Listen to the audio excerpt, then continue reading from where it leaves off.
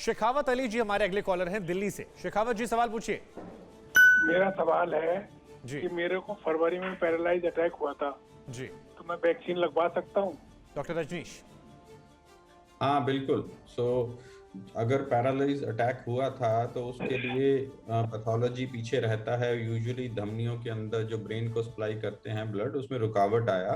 अब वो रुकावट हार्ट के थ्रू भी जा सकता है, एम्बोलिक हो सकता है, बट उसका वैक्सीन से कोई ताल्लुक नहीं है। हाँ, एक चीज़ है, अगर आपको पैरालिसिस के बाद एंटी कोएगुलेंट्स चल रहे हैं, एसीट्रॉम का दवा है, तब थोड़ा सा केयरफुल रह के उसको कुछ दिन बंद करके वैक्सीन लगवाना चाहिए। अदरवाइज पैरालिसिस या हार्ट डिजीज किसी को भी रहे तो वैक्सीन के लिए रुकावट नहीं है, वैक्सीन जरूर लगवाना है। जी दीपक तिवारी अगले कॉलर हमारे साथ हैं मध्य प्रदेश से। दीपक जी सवाल पूछिए। सर मेरा सवाल ये है जी कि मैंने कोविशील्ड लगवाया था 8/4 को, तो उसके बाद मेरे मतलब हाथ में गठान टाइप का बन गया था जी तो, और वो करीब 5-6 दिन बाद थोड़ा सा उसमें दर्द हुआ, फिर अभी थोड़ा सा कम है।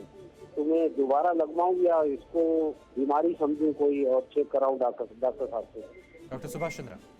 नहीं, देखिए, किसी भी इंजेक्शन के बाद वो गठान बन सकता है और उसके लिए हम लोग आमतौर से गुनगुने पानी में नमक डाल के लोकल साइट पे सिकाई के लिए एडवाइस करते हैं, और ये 2-4-5 दिन के अंदर ठीक भी हो जाता है।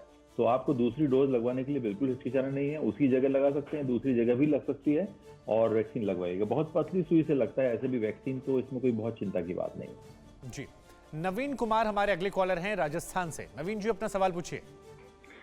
सर मेरे गुर्दे के अंदर और पित्त की थैली के अंदर फतरी है और लीवर में इन्फेक्शन है सर, जी तो मैं ये वैक्सीन लगवा सकता हूँ क्या सर?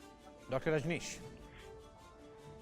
सो इस पे मैटर ये करेगा, जो लिवर इन्फेक्शन है वो एक्टिव इन्फेक्शन है, क्या आप पीलिया के दौर से गुजर रहे हो, क्या बुखार आता है? अगर एक्टिव इन्फेक्शन है तो वैक्सीन के लिए थोड़ा इंतजार करना चाहिए जब तक ये एक्टिव इन्फेक्शन सबसाइड ना हो जाए।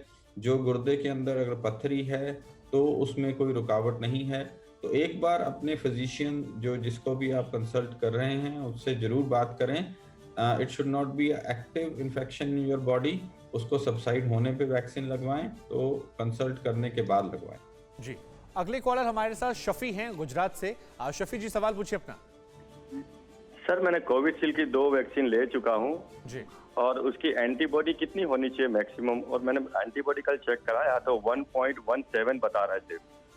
डॉक्टर सुभाष चंद्रा कितने वक्त में ये शफी साहब, ये कोई ऐसा साइंटिफिक प्रूफ या डेटा नहीं है, कोई प्रोटोकॉल ट्रायल नहीं है कि जिसमें के बाद या इन्फेक्शन होने के बाद अपना एंटीबॉडी आप चेक करें। कुछ लोग करते हैं चेक। कई बीच में ये भी कहना था कि अगर इन्फेक्शन के या पहली डोज के बाद एंटीबॉडी पर्याप्त नजर आते हैं तो दूसरी डोज ना लगवाएं या डिले करें। इसका कोई प्रोटोकॉल नहीं है और एंटीबॉडी का कोई कोरिलेशन भी हमारी समझ में नहीं आता है। इसलिए आपको एंटीबॉडी कराने का जो आपने कराया बहुत अच्छा है, लेकिन कोई ऐसा कोई कहीं गाइडलाइन नहीं है कि आप एंटीबॉडी कराएं उसके बाद ही दूसरा डोज लें या आपका पहला डोज कारगर है कि नहीं। आमतौर से वैक्सीन लगने के हफ्ते 10 दिन के बाद एंटीबॉडीज बनना शुरू हो जाती हैं, और अब कहा गया है कि जब गैप है पहली और दूसरी डोज में वो 3 महीने का रखें, 12 हफ्ते का, तो हमको ये फॉलो करना चाहिए अभी। जी राजेंद्र हमारे अगले कॉलर हैं राजस्थान से। राजेंद्र जी अपना सवाल पूछिए। डॉक्टर साहब मुझे 1 महीना पहले कोरोना हुआ था, अब मैं बिल्कुल ठीक हूँ, मेरी रिपोर्ट नेगेटिव आ गई है, लेकिन मुझे भूख बहुत ज्यादा लगती है सर। डॉक्टर रजनीश। हाँ, तो कोई बात नहीं, अच्छा बात है। भूख लगना, ज्यादा लगना अच्छा बात है, बल्कि भूख कम लगना और बॉडी एक्स और मलेज होना, ये सिम्टम्स काफी टाइम चलते हैं। भूख ज्यादा लग रहा है तो I think you are coming out of that inflammatory zone, जिससे आप बिल्कुल ठीक हो रहे हो, बॉडी अच्छा रिएक्ट कर रहा है। अच्छा डाइट लीजिए, हेल्दी डाइट लीजिए, प्रोटीन्स ज़्यादा रखें डाइट में, कार्बोहाइड्रेट्स थोड़ा कम रखें, तो अदरवाइज और कोई इशू नहीं है।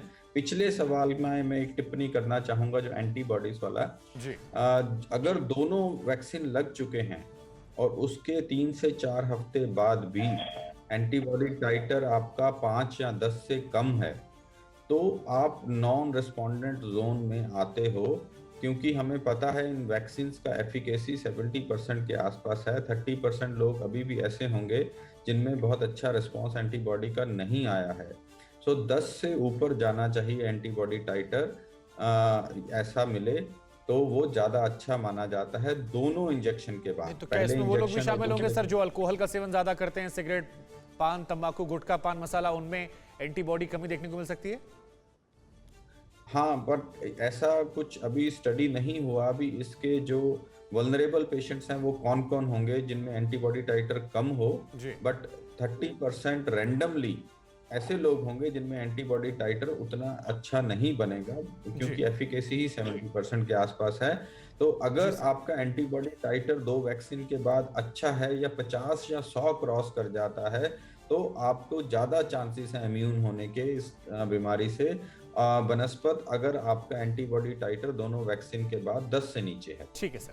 डॉक्टर रजनीश, आपका और डॉक्टर सुभाष चंद्र, आप दोनों का हमारे तमाम कॉलर्स का जवाब देने के लिए, उनके समस्याओं को सुलझाने के लिए बहुत बहुत शुक्रिया। आप दोनों के हम शुक्रगुजार हैं। फिक्र आपकी, सोमवार से शुक्रवार रात 9 बजे सिर्फ TV9 भारतवर्ष पर।